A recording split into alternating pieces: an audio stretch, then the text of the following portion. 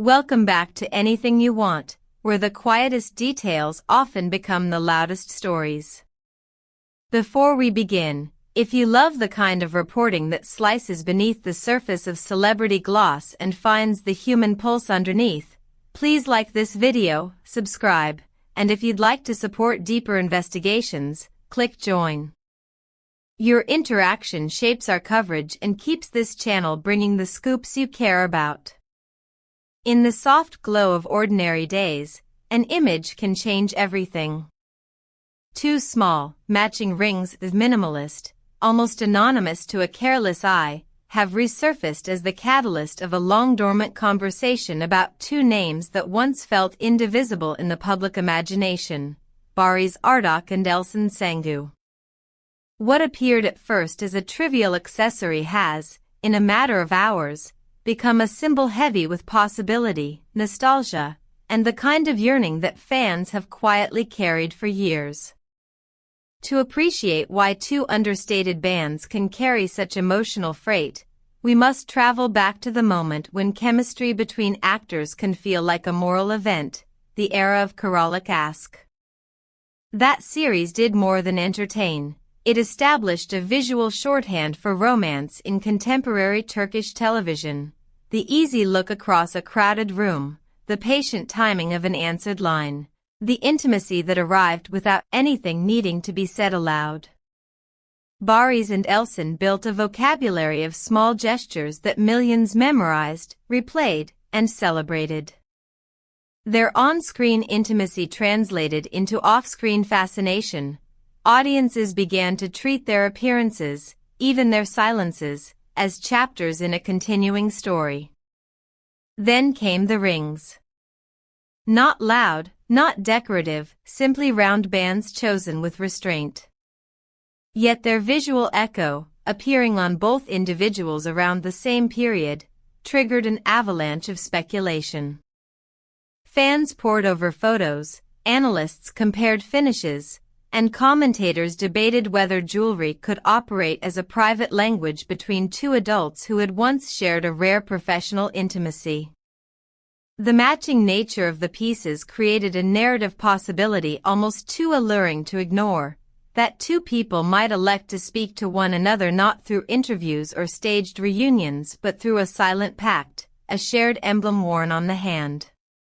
Before we bend toward definitive claims, a sober perspective is needed. Accessories do not testify in court.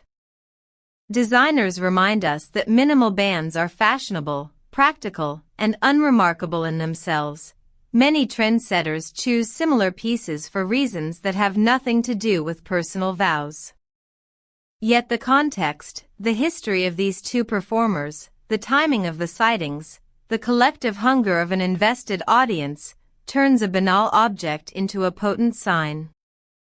In celebrity culture, meaning is often less about the object than about the network of attention that surrounds it.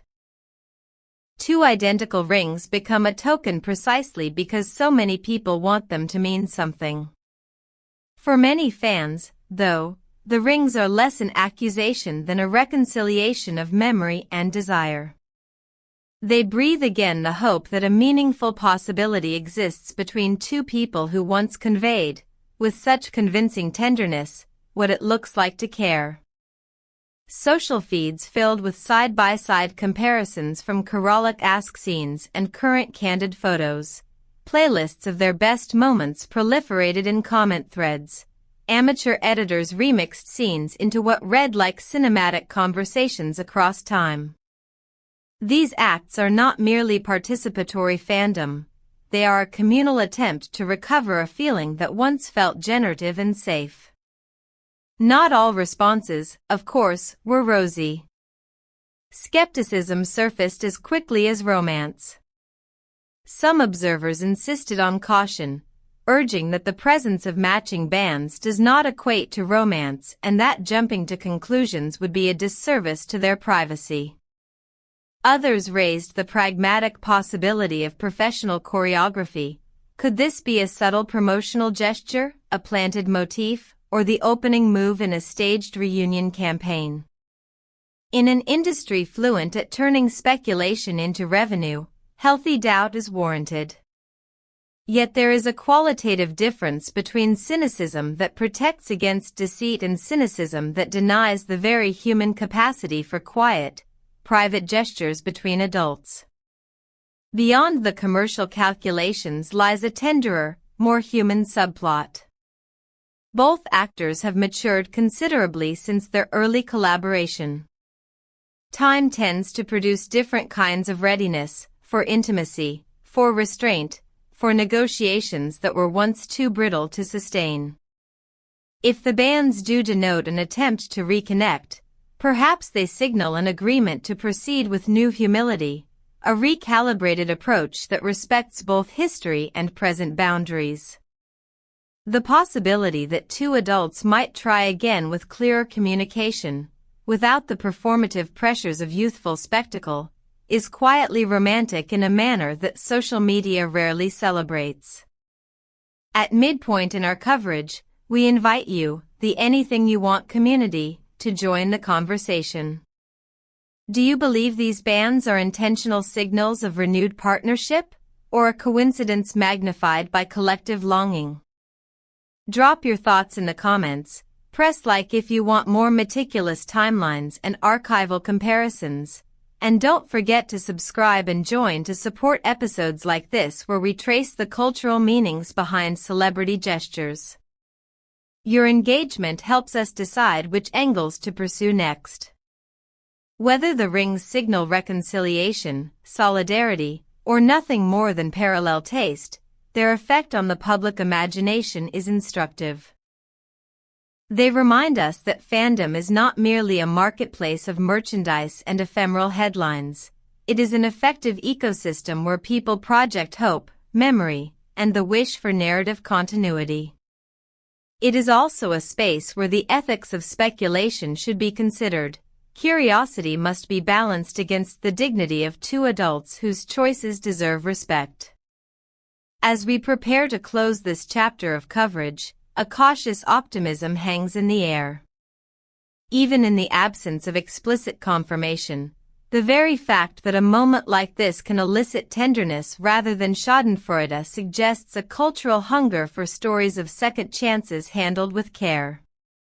Whether Barry's and Elsin's matching bands mark a first step toward reunification, a private sign of mutual respect, or simply a coincidental taste in jewelry, the communal response reveals much about what audiences value: authenticity, restraint, and the possibility that something beloved could be rekindled in a more considered form. Before you go, one final request from Anything You Want.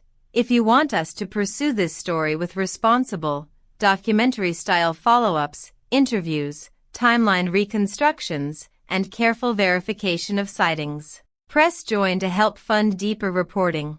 Subscribe so you don't miss any verified updates, and of course like and comment below with the angle you most want us to investigate. Your voice steers our next steps.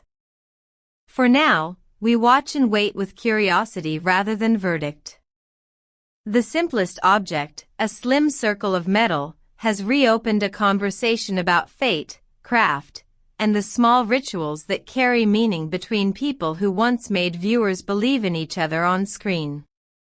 If a reunion is written in the margins of this story, let it be a story authored quietly, with consent and care. If it remains a beautiful rumor, let it at least remind us why we loved the image to begin with. Thank you for standing with Anything You Want. We'll return with verified updates if and when they are available. Until then, stay kind in your comments, generous in your imagination, and fiercely protective of the private lives behind public performances.